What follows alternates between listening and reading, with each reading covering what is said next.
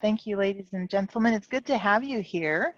My name is Mary Cott, and today we're talking about the gardens of Front Porch. And my colleague Michelle and I are facilitating this conversation, and we're excited to have all of you with us today. So let's begin.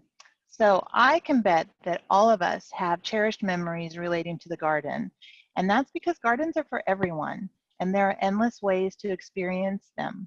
Even if you don't consider yourself a gardener, I hope today that you'll experience our passion and joy. So I'd like to share this little poem with you. A garden can be a place of peace for me, watching nature and flowers be.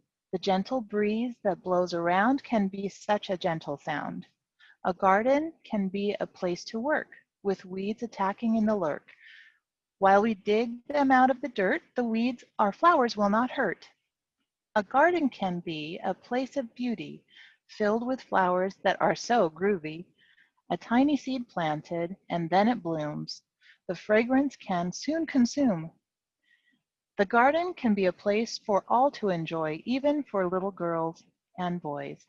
It is a place to see nature in action. Gardening can be such a passion.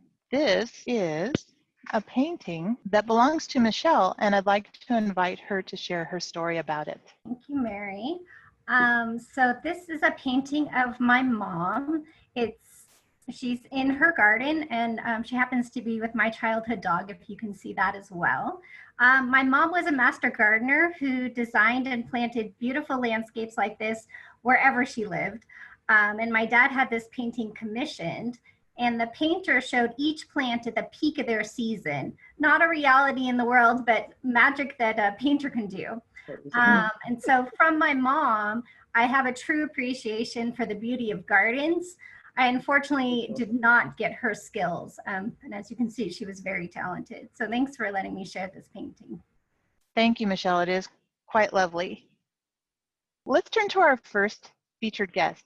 Linda is a resident at Fredericka Manor in Chula Vista since 2019, and she always enjoyed being in the garden, and she shared her current passion is born out of the desire to have real tomatoes.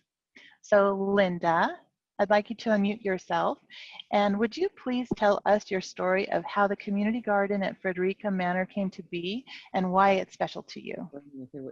Well, I guess it really came to be a significant number of years ago, maybe 20, maybe 30, we're not really sure. The area has been leveled and it is surrounded by landscaping bricks. And next to it, there is a little cupboard that holds the equipment for a croquet game. So this space at some point in its lifetime was a croquet court. And then after that, some other residents at some point had gardens. And we have a lady who is 104 here. I think she's our oldest resident. And she gardened like maybe 15 or 20 years ago. So it had deteriorated. It was all overgrown. It was weeds. And we had a person who moved in, and he always introduces himself and says he's not a gardener, he's a dirt digger. So he just likes to dig. He likes to be out there in the sun with the soil, and he started digging up and planted some random, a sunflower, a big broccoli, some strange kind of things. And other people started asking questions about, what is that place? And do we have a garden? And can I garden? And so this person, Richard Smith, called a meeting and said, if you are interested in gardening, if you just like to look at gardens or you want to work in the garden or whatever, come to this meeting. And we all went and formed the garden club. We divided up that plot into 10 by 10 squares. There's a little aisle that goes down the middle. There's a bird bath and some other garden decor. And so then we each, on the sides, we each have 10 feet by 10 feet. And you can plant whatever you want. vegetables if you want, flowers if you want, mixtures. I think that's all I have to say. Linda, I have a question for you because you sent me this photo, this little pumpkin. Isn't that fun? Yes, are those mini pumpkins?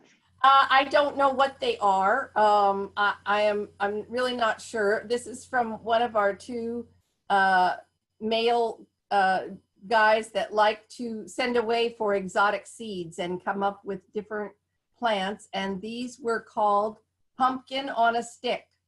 Okay. And it started out, there were just these empty pots and the sign said pumpkin on a stick, and they grew. And they might be some kind of a tomato, but I haven't seen it inside or anything. That is the effect. And when as the fruit is turning orange, the leaves are dropping off. So it is going to just be pumpkins on sticks. Very nice. Well, thank you. For the fall. Thank you, Linda. Well, those are very unique. So, well, now we know we can grow those in Southern California. Yep.